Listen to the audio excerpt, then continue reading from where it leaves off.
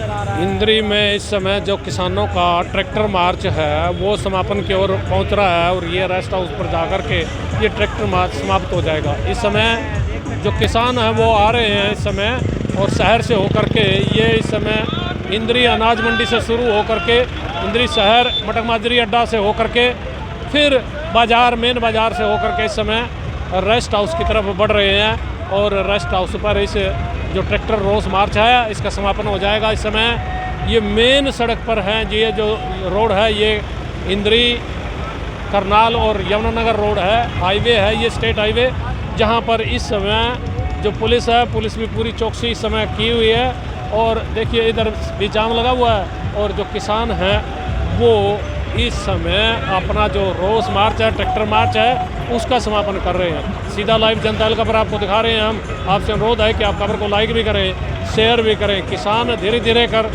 Tractor march का समापन कर रहे हैं और इस समापन में किसानों ने शहर में ये संदेश देने का प्रयास किया है कि सरकार किसानों की मांगें नहीं मान रही है, जिस कारण विवश होकर के उन्हें ये ट्रैक्टर मार्च निकालना पड़ रहा है। उनकी मंशा नहीं है किसी को परेशान करने की, लेकिन जब सरकार उन्हें विवश करे तो उनके पास और कोई चारा नहीं है। इस समय किसान रोस मार्च करते हुए शहर से लोगों को ये संदेशा देते हुए कि किसानों की जो फसल खरीद गारंटी कानून है उसको सरकार नहीं मान रही है, किसानों पर जो दर्ज मुकदमे हैं वो पूरे उनको वापस नहीं लिया जा रहा है। और प्रधानमंत्री नरेंद्र मोदी ने जो 3 कृषि कानून वापस लिए थे उस समय किसानों से ये वायदा किया था कि वह किसानों को जो न्यूनतम समर्थन मूल्य की खरीद गारंटी कानून सहित दूसरी जो किसानों की मांगे हैं उनको पूरा कराएंगे। उसके लिए एक समिति भी बना दी गई थी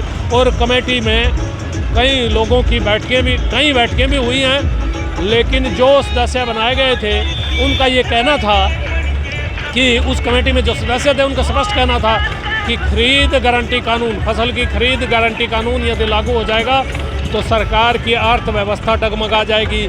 शायद इसी कारण से सरकार इस खरीद गारंटी कानून को लागू नहीं कर रही है, इसीलिए टड़मटोल हो रही है। सरकार किसानों को यह भी नहीं बता रही है कि ये जो खरीद गारंटी कानून है इसको हम लागू नहीं कर सकते, और न ही सरकार किसानों को यह कह रही है कि हम इसको लागू करेंगे। लेकिन ये जो असमंजस की स्थिति है, इस असमंजस की स्थिति की वजह से ही किसान नाराज़ हैं, किसानों में आक्रोश है।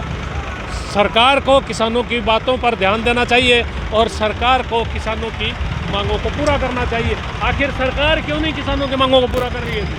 देखिए वो तो सरकार ही जाने क्या उनकी मंशा है।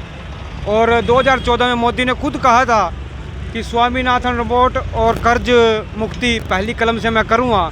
आज 10 साल बाद हमने उनको जगाने का काम किया है कि मोदी साहब जो आपने वादा किया था वो याद रखिए। अगर उनके याद नहीं तो हम करा रहे हैं। तो हमारा आंदोलन इसी विषय में आया, इसी मकसद से है कि हमारी स्वामीनाथन रिपोर्ट लागू कीजिए, हमारी MSP हमें फसल की दीजिए और इससे ज़्यादा कुछ नहीं। खरीद गारंटी कानून तो कह रहे यदि यह लागू कर दिया तो फिर सरकार पे बहुत ज़्यादा बोझ हो जाएगा, 17,000 करोड़ का सरकार पे कर्जा पड़ेगा, शायद इसीलिए नहीं लागू कर रहे हैं। देखिए किसान का हक क्या बनता है, मैं उससे मतलब है ना। अब सरकार पे क्या बोझ पड़ेगा ना पड़ेगा वो तो सरकार जाने, लेकिन जो किसान का हक बनता है वो तो लेंगे अपना। या तो ये कह दिया जी कि पूरे किसान को हम फांसी पर चढ़ाना चाहते हैं, कल ये कहने लग जाए तो इससे क्या होगा। अच्छा, एक चीज़ और भी जानना चाहेंगे, क्या आप ये मानते हैं कि सरकार को अपनी स्थिति स्पष्ट करनी चाहिए, किसानों को MSP का खरीद गारंटी कानून देती है, लागू करती है या नहीं करती है? ये तो स्थिति स्पष्ट करे सरकार, आप मांग करेंगे? देखिए यही तो हम कह रहे हैं कि सरकार स्थिति स्पष्ट कर दे। करना चाहते हैं या ना करना चाहते, नहीं करना चाहते तो क्यों नहीं करना चाहते। अगर नहीं करना चाहते तो 2014 में मोदी साहब ने यह बयान क्यों दिया था? उन्होंने कहा था कि 70 साल से जो सरकार देश में चल रही है उन्होंने देश का विकास नहीं किया, किसान मजदूर का विकास नहीं किया। तो एक आस और एक विश्वास से हमने मोदी को, BJP को वोट दी थी। अब वही काम वो कर रहे हैं जो 70 साल से करते आ रहे थे। तो फिर तो वही ठीक थी जो 70 साल से काम तो इनके सेम है ना। पार्टी तो अलग अलग बदली है, अलग पार्टी की सरकार देश के अंदर आई है, काम दोनों के एक रहे हैं ना। स्वामीनाथन रिपोर्ट की तरफ कभी कांग्रेस ने ध्यान दिया, MSP की तरफ कभी ध्यान नहीं दिया। और किसान और मजदूर को कोई भी राजनीतिक पार्टी, कोई राजनीतिक झंडा खाने के लिए नहीं देगा। हमारा हक और अधिकार हमें दिला सकता है तो हमारा किसानी झंडा दिला सकता है, इससे अलग हमें नहीं झंडा दिला सकता है, लेकिन सरकार को लग रहा है कि ये जानबूझ करके जब चुनाव आता है किसान तभी आंदोलन करते हैं, इनके पीछे कुछ और लोग लगे हुए हैं, कुछ दूसरी पार्टियां लगी हुई हैं। क्या करना देखिए 2020 में हमने आंदोलन शुरू किया, उस वक्त तो आसपास में इलेक्शन नहीं था और 2 साल से आंदोलन को हमने स्थगित किया हुआ था। उन्होंने भी कहा था कि हम एक कमेटी बना देंगे और उसके बाद वो विचार विमर्श करके जो भी किसानों की जायज़ मांगे वो पूरी कर दी जाएंगी।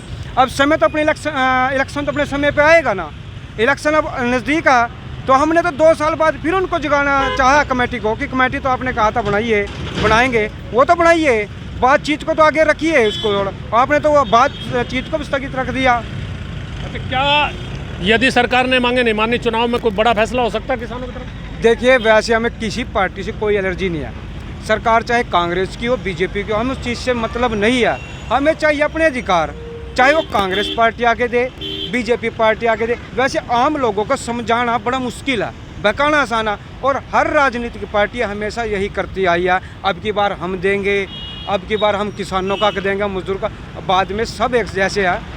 आम लोग जो सच्ची श्रद्धा से सेवा करना चाहते हैं जनता की, वो गया इलेक्शन में। अभी जो 5 राज्यों के चुनाव हुए वहाँ जो भारतीय जनता पार्टी थी, भारतीय जनता पार्टी ने ये कहा, प्रधानमंत्री ने भी कहा भाई किसानों को जो गेहूं का समर्थन मूल्य, गेहूं का मूल्य 2700 रुपये क्विंटल मिलना चाहिए, यहाँ 2200 है, फिर वहाँ क्यों दे रहे हैं? अभी थोड़े दिन पहले की बात क्यों कर रहे हैं? राजस्थान में इलेक्शन था, हमारे खट्टर साहब ने राजस्थान में एक रैली में भाषण दिया, अगर बीजेपी राजस्थान के अंदर आती है तो हम 450 रुपये सिलेंडर देंगे।